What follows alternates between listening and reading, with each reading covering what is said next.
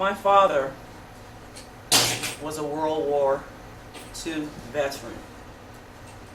And my father, at times, would ask us to go get this black box. That's all I can remember it as, a black box that we would carry reverently because we knew it meant so much to him. So when we would bring it to him, he would flip open the lid of that box, and there were 3 silver medals in that box. I remember him telling me as a child that one of the medals was a Purple Heart. I had no idea what a Purple Heart was, but he would gather us around on rainy days and tell us war stories. Not the gruesome, gory war stories, because he was talking to 5 little girls. And what he did was he would take out the medals, polish them, and one by one, hold them up and tell us what they meant. The only story I remember about the medals was the Purple Heart. He told me he won that medal by saving a fallen comrade in battle. My question was, Father, why do men go to battle? Why do we have war? And he replied, to protect our nation and our way of life. Of course, that didn't make any sense to me, but he would tell us anyway, over and over, time after time. He would pull those medals out and talk to us about how he won this medal or that medal, until he instilled in me a sense of pride for not only my father, but my country. And I've always felt like it is our duty as Americans to give back to our country. As an adult, I formed my own opinion of what patriotism means. And to me, it means simply love of country, love of home, love of where you live, pride in your nation, pride in all of us as Americans. Now, this country has not always been good to the people, especially black people, Hispanic people, Asian people. We have really went through a lot in this country. Yet I'm still proud to stand here and tell you I am an American and I am a patriot. The second part I'd like to tell you about is when I was 14 years old. At 14 years old,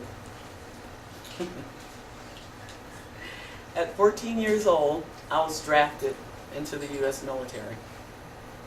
In those days, women were not being drafted. So I kind of like to think of myself as one of the first ladies to be drafted into the military. And this is how it happened. My name is Ralpha Dolores Parker. Well, the military didn't get it right. They didn't get my age right. They didn't get my name right. What they did was draft Ralph A. Parker. Funny but true. At this time, they sent me a draft notice. I showed it to my mother. We looked at it and laughed, threw it away. They sent another one. I looked at that and I went, whoa, this is serious. So I kind of tucked it in my pocket and showed it to all my friends, and we had a good laugh about it. Well, little did I know, they showed up at the door. 2 columns deep, full dress with the sergeant. And they wanted Ralph A. Parker now. They had guns, people.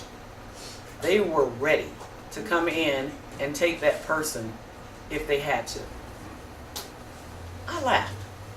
I told them, there is no Ralph A. Parker at this residence. And I went and sat down. Well, they stood there, and they stood there, and they stood there. They would not budge. So I wanted to see how long they would stand there. It was hot. Florida, hot. Full military garb, hot. And they stood there for hours. And I sat there and sipped lemonade for hours and watched them stand there waiting for that person to come out. Well, when they finally realized that there was no Ralph A. Parker, they turned and left. Little did I know that they would return again. The second time they came back with orders to come in and search and seize and bring that person to the wherever you go when you get drafted. So what I did was I said, okay, it's time to stop playing. I was only 14. All I had was school ID. I stuck the school ID outside the door and I stepped out in a nice little summer dress, pigtails, 14, and I said, I'm Ralph A. Parker. They looked at the ID, they looked at me, their faces flamed, but their composure never cracked. Never. They did the tin hut and walked away. I never saw them again, but I got a big kick out of that. I'd just like to tell you that I am a patriot. My father fought in World War II. I didn't understand war at that time. I was also drafted by the U.S. military. I don't know what that was about. I never found out. I wrote them letters because I wanted to know why I was drafted, other than my name. But how did they miss the sex? Obviously female. But they missed it. And I like to just say, it's a pleasure being an American.